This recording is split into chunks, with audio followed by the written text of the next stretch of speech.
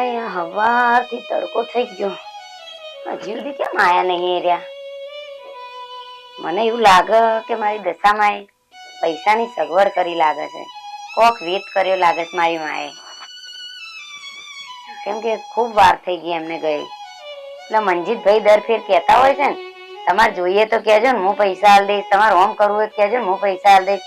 એમને આલ્યા લાગે છે ખરી, એમ બોલવામાં ફેંકવું પણ આલ્યા હશે ખરી પૈસા.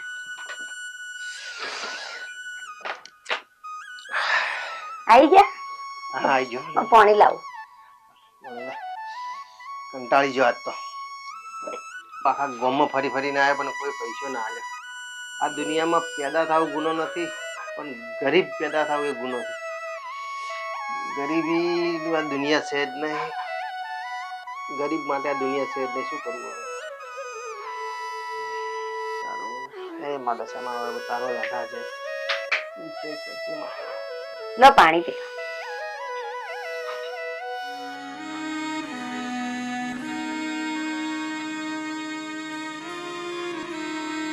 હા માતાજી, કઈ પૈસાનો વેટ થયો? નહીં ના, આખા ગામમાં ઓટો મારીને આવ્યો. સારા સારા લોકો મિત્રો હતા, બધાને ભેગા થઈને આવ્યા પણ કોઈ પૈસા આપવાની ના પાડી. કેમ પેલા દિનેશભાઈએ શું કીધું? અરે દિનેશભાઈ પાસે તો પૈસા જ નતા. એમને તો ઉનાળામાં એમાં મોમેરું હતું ભાણેનું. હા અને તે થોડા ઘણા પૈસા વાપર્યા હતા. તને ખબર છે ને, સ્કૂલો ખુલે છે 6થા મહિનામાં.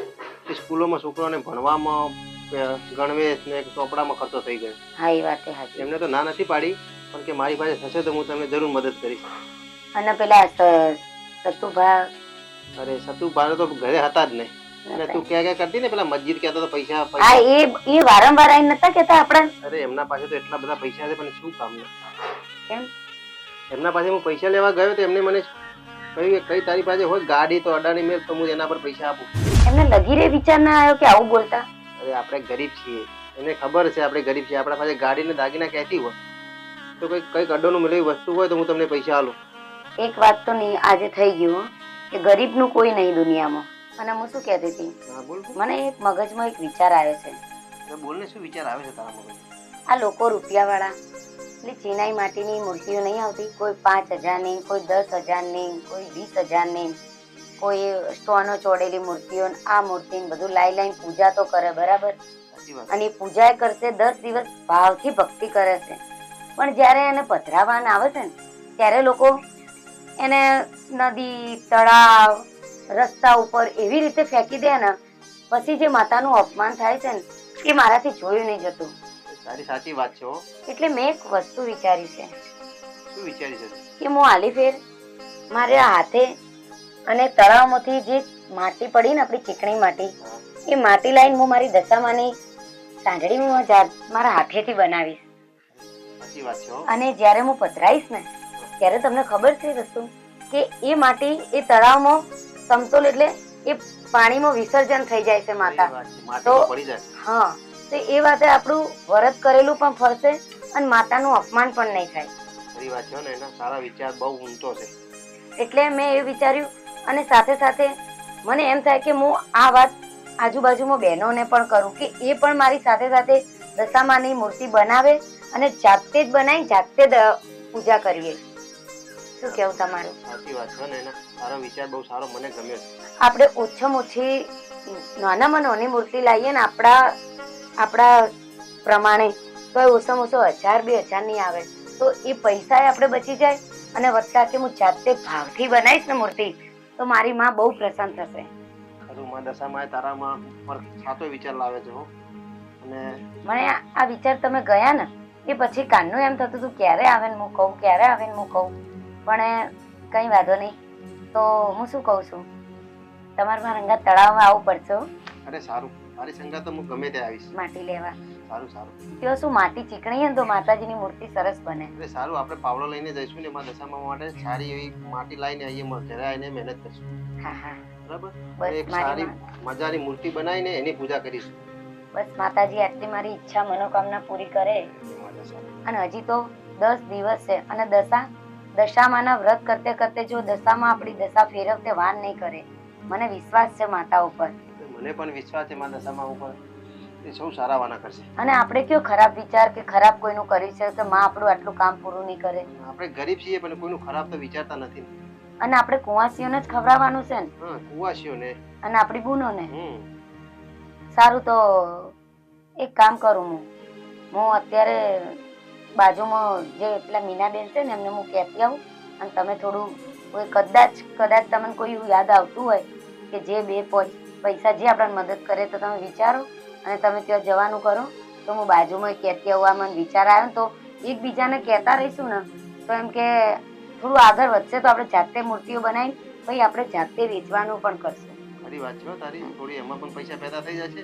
અને હું પણ આપણે નીતિનભાઈ છે ને એમના પાસે જતો આવું, ત્યાં થઈને પણ થોડી પૈસાની સગવડ કરે એવો મને વિશ્વાસ છે. આ દશામાં એમના હૃદયમાં વસે એવી મારી આશા છે. આમ જ હતી થોડા બહેનો પાસે અને હું નીતિનભાઈ પાસે જતો આવું.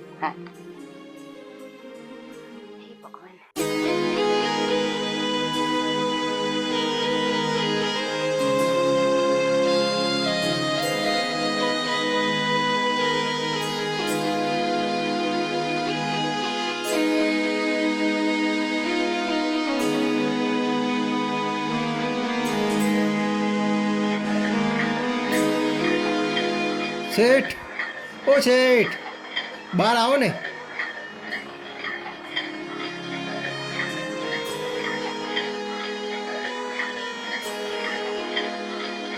બોલો, શું હતું? અરે શેઠ, તમારે ત્યાં કાંઈ કામ હોય તો મને આપો ને, મારે કામની જરૂર છે. ના, હાલ તો કઈ જરૂર નથી. સારું.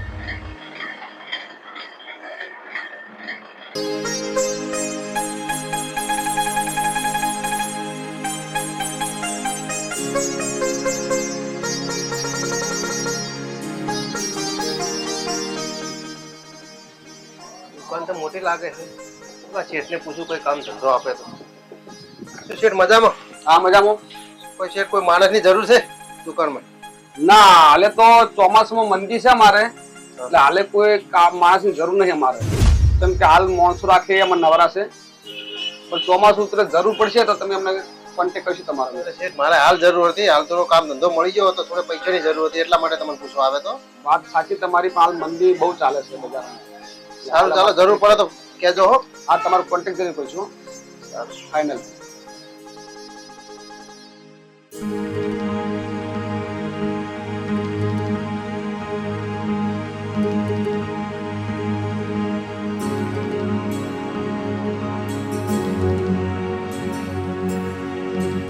ભાઈ મજામાં? એકદમ મજામાં. કોઈ માણસની જરૂર છે તમારે? માણસની નહીં પણ ડ્રાઈવરની જરૂર છે. કંડક્ટર તો બહુ છે પણ ડ્રાઈવરની જરૂર છે.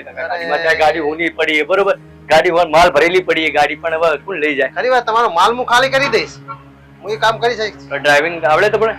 ના, ડ્રાઇવિંગ નહીં આવડતું. ડ્રાઈવરની જરૂર છે મારા બાપુ. ખરી વાત છે, પણ ડ્રાઈવર તો મને ડ્રાઇવિંગ તો નથી આવડતું. પણ તમે કહેતા હો તો કોથળા ને એવું બધું ઉતારવાનું કામ હું કરી લઈશ. મજૂર તો મળ્યા મારા બાપુ, પણ મારે તો ગાડી હું ડ્રાઈવરની જરૂર છે. ડ્રાઈવર સીટ પર બેહવા વાળાની જરૂર છે. અત્યારે ડ્રાઈવરની જરૂર છે. ભગવાન, જે કામ આવડે છે એ મળતું નથી અને જે કામ નથી આવડતું એ મળે છે. ના ના ના, ભગવાન તમને આપશે. બીજું કેવી પરીક્ષા કરે છે મારી. ના ના, આપશે. ઓફિસના અંદર જે હિસાબ છે આપણે હિસાબ માટે આવ્યા એને બધી હિસાબ કરાવી દઈએ, જે જે રૂપિયાનું હોય એ વ્યવહાર તમે કમ્પ્લીટ. બોલો ભાઈ, કામ મળશે? કામ તો ભાઈ આમ તો લગભગ કામ તમને નહીં મળે, પણ તમારે પેલી સામે હોટલ છે ભાઈ, સામે એ હોટલમાં જઈને પૂછો તો ક્યારેક કામ મળી જાય તમને. કામ તો મળી જશે, મારે કામની બહુ જરૂર છે ખાસ. અમે તો આ હિસાબ કામ ઓફિસમાં આવ્યા છીએ, પણ તમે હોટલ પર લગભગ કામ મળી જશે કરીએ તમને. તમે જાતા આવો. ખાલી સારું, ચાલો મહેરબાની. આવજો.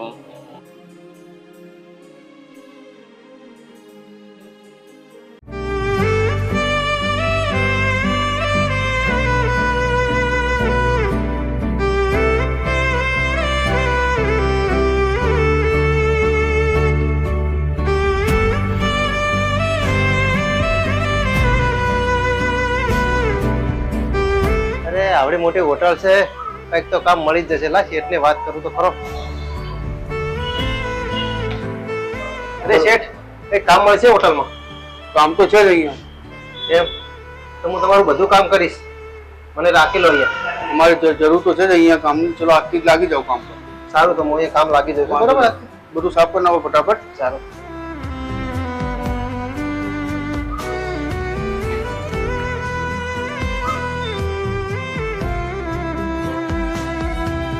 નવો માણસ છે, કામ કેવું કરે છે જોવું પડશે મારે. પેલી બાજુ પાણી આપતા આવજે ભાઈ પેલા ટેબલ પર. સારું તો ભાઈ પાણી.